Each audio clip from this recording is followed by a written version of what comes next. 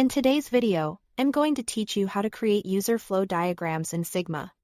By the end, you'll know exactly how to turn a static design into a clear, clickable journey that shows how users move from one screen to the next. Start by opening your design in Figma so you can see the frames or screens you've already created.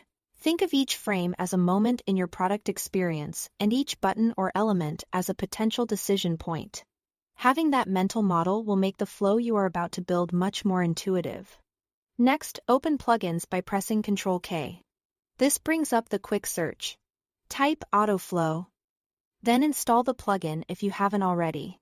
Autoflow is designed to do one thing very well: draw clean, consistent connectors between elements so your user journey is easy to follow at a glance. With Autoflow ready, select two shapes while holding Shift. These can be frames, buttons, cards, or any elements you want to connect. As soon as both are selected, Autoflow will automatically draw a connecting arrow between them.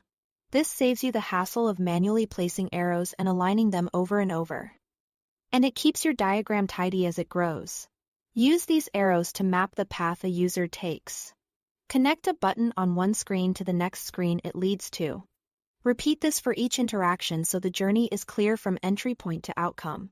If you are representing multiple choices, connect each source element to its appropriate destination, so anyone reviewing your file can see what happens after every tap or click.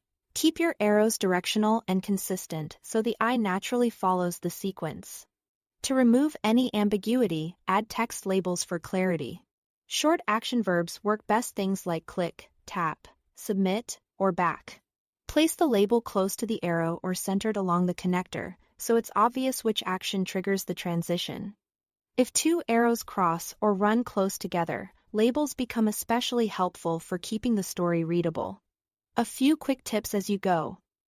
Keep spacing consistent so the flow breathes. Try to align your arrows so they generally move left to right or top to bottom, and avoid unnecessary crossings by nudging elements slightly.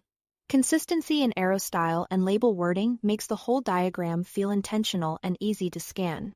That's it. Thanks for watching.